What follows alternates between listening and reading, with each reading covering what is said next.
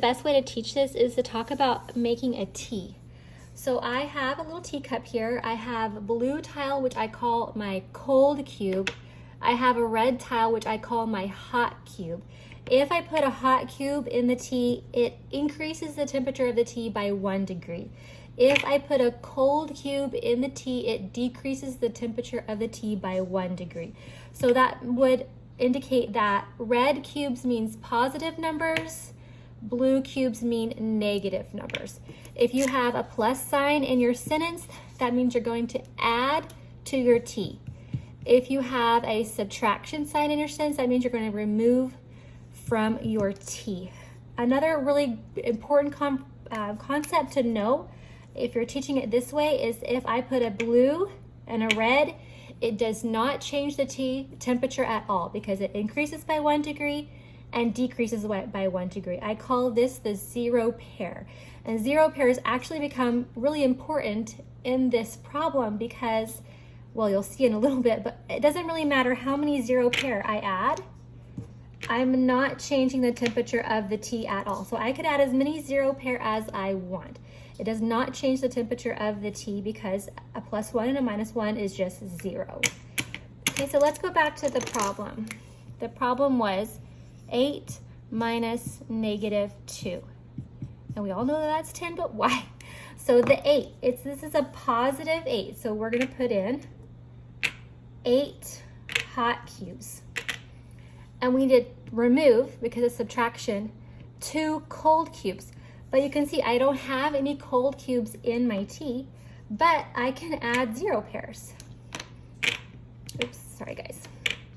I added 2 zero pairs because I needed 2 cold cubes. The reason it's cold cubes is just because it's negative. So now I can take out the 2 cold cubes, and what do I have remaining? I have 10 hot cubes. So the temperature of my tea increased by 10 degrees, which is a +10. I call this method of teaching positive and negative integers making integer tea. And I actually created an entire lesson for teachers. You could just go on my Teachers Pay Teachers and it has all the Google Slides that you're gonna need from start to finish. There's 55 teacher slides that you can go through in one class period.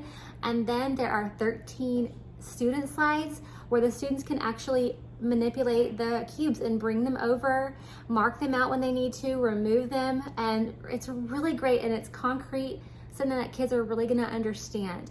And once they're finished with that, I actually have also a worksheet that goes with it, and of course I included the answers to the worksheet for the teachers as well. So there's 4 different pieces or components to that Teachers Pay Teachers resource.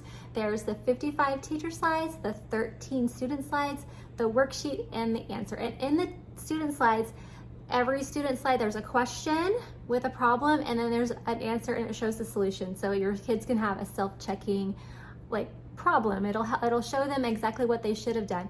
Of course, there's multiple ways to finish these problems, and if your students see a different way, that's really great, and I want you to really point that out. I'm like, oh, she did it this way and he did it this way, and I think that's really super cool for kids to see.